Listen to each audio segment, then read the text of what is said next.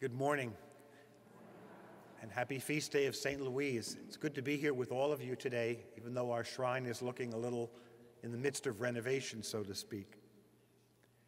Pray for us, O Holy Mother of God. Very good. I hadn't expected that response, but that's terrific.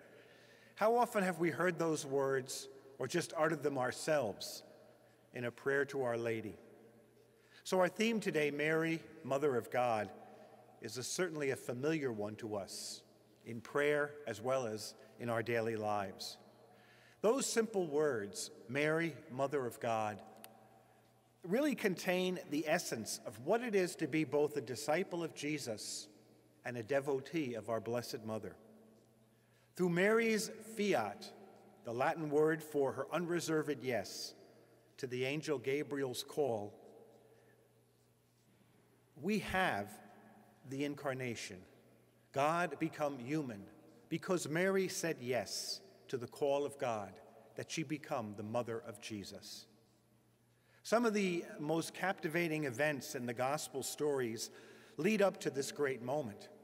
In St. John's Gospel, he so beautifully tells us in his prologue that the Word was made flesh and dwelt among us. And the creativity of our human spirit can be seen in all the hymns and songs and prayers and wonderful stories that we experience in the Advent and Christmas seasons leading up to the birth, to the incarnation of Jesus. We celebrate God's coming into the world and his presence among us, not only then, but now as well, even today. And it's all due to the fact that Miriam of Nazareth agreed to be the mother of God. Now we know that the church celebrates this feast, Mary, Mother of God, formally and yearly on January 1st. It's a good way to open the year, the new year, by reminding us that Mary's motherhood was the conduit by which God entered and forever changed our world, bringing us Jesus, truly God and truly human.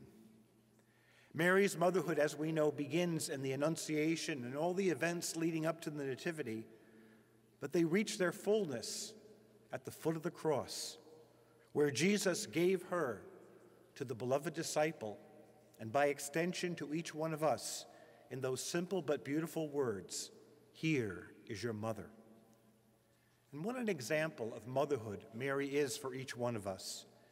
In this month of May, which is such a time of Marian devotions we can recall from our past and our present, and in the new life of the springtime season, we see the fullness of God's love revealed to us. A poet once described Eastertime as the springtime of the soul. And Mary's sinless life of humble service and her strong, unbreakable, unshakable faith reminds us of that springtime of the soul, which was always present in her life. Because even though she is the mother of the Lord, she remains for us the first and the most perfect of his disciples. That reality of her life, her motherhood, although it was a divine gift, it was lived out in the human reality of everyday life. Although touched by the divine, Mary still lived a human life like each one of us. And because of that, she knew the struggles that mothers experience, especially in today's world. She knew what it was to be a refugee. She knew what it was to raise a family in a hostile land under an oppressive occupier, the Romans. She knew worry over her family's stability. And worst of all, she knew what it was like to see her only son betrayed, rejected, and delivered up to a cruel and humiliating public death. So being the mother of God, the mother of the Lord, did not exempt Mary from experiencing motherhood's greatest triumphs and its worst tragedies.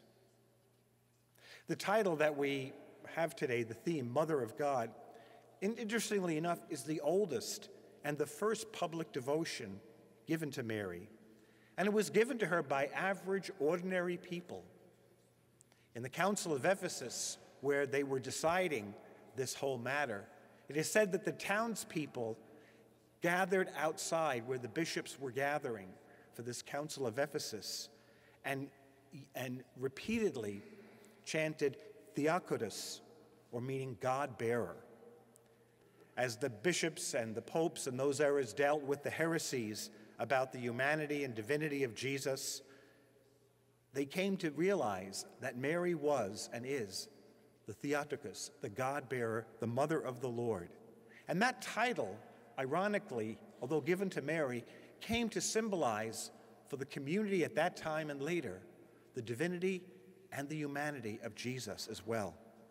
It was so often under dispute because of different heresies.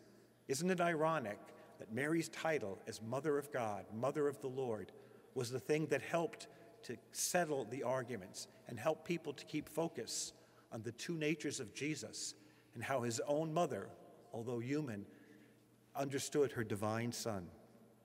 Mary accepted the divine act of incarnation, and she nurtured it in her newborn Son, in his humanity, a humanity that went from the cradle in Bethlehem to the cross in Calvary.